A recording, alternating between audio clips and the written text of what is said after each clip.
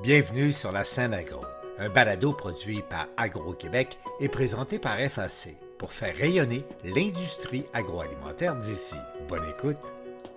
Ici Lionel Levac. 25 projets bioalimentaires dans le vaste territoire québécois situé au nord du 49e parallèle se partagent une aide financière de 3,14 millions de dollars. De l'avis du ministre de l'Agriculture, des Pêcheries et de l'Alimentation, André Lamontagne, les diverses initiatives réparties dans plusieurs municipalités ont un effet structurant sur l'économie du territoire nordique. Je vous parle de cette annonce faite il y a quelques jours à Baie-Comeau. Voici mon reportage. Retournons par le son à Baie-Comeau.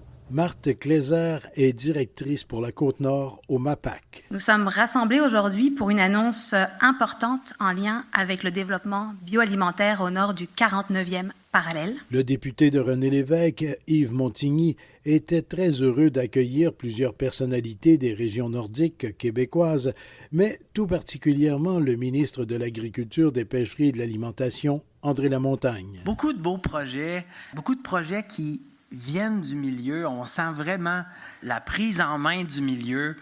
La Côte-Nord est une région extraordinaire en richesse, mais aussi une région fertile pour habiter le Nord. Alors, on travaille dans ça depuis quand même plusieurs années et aujourd'hui, on contribue vraiment avec ce qu'on va annoncer aujourd'hui à habiter davantage le Nord et à être approvisionné directement aussi par nos produits locaux ici dans le territoire. Alors, je suis vraiment heureux de participer à cette annonce importante, positive pour les régions nordiques. Les investissements annoncés aujourd'hui contribueront assurément à renforcer l'attractivité de nos territoires en mettant en valeur une offre d'aliments locaux distincts.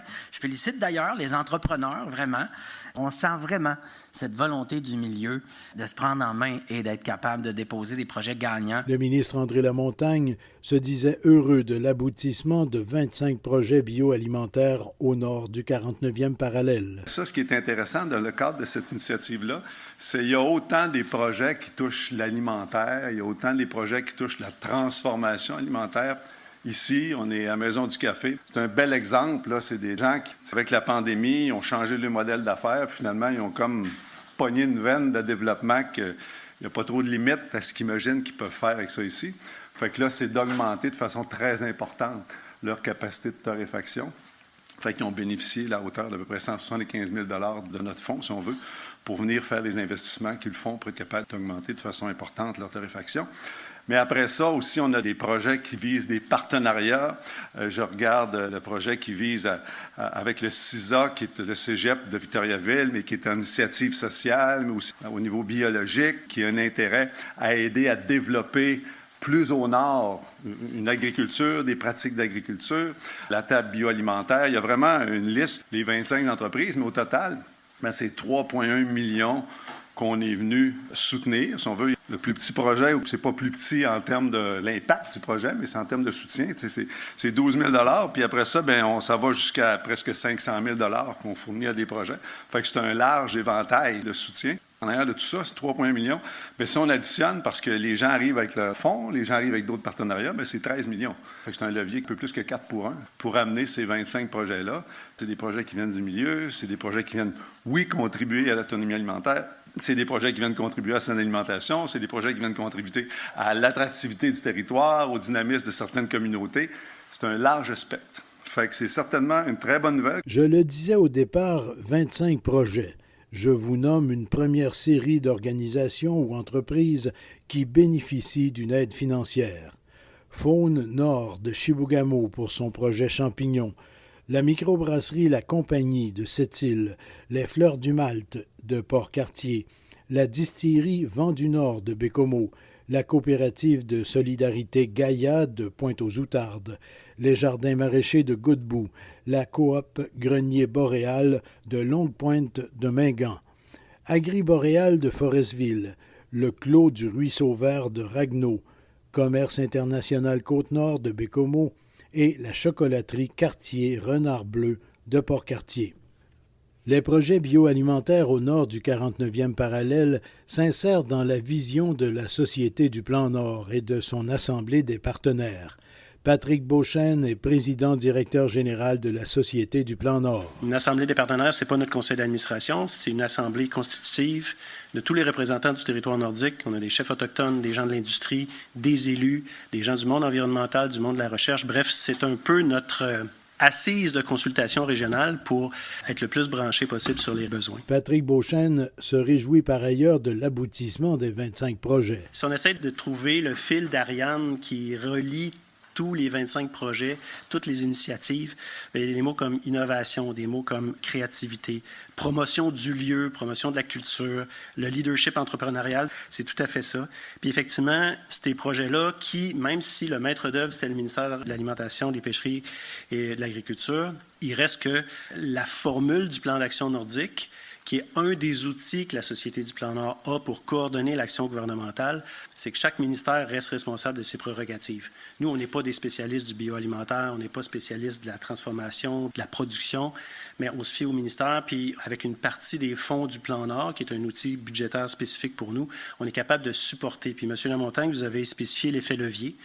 Et ça, c'est un des principes qu'on a chez nous. Société Plan Nord, avec les budgets qu'on a, on ne peut pas répondre à tous les besoins régionaux en infrastructure, en télécommunications, en santé.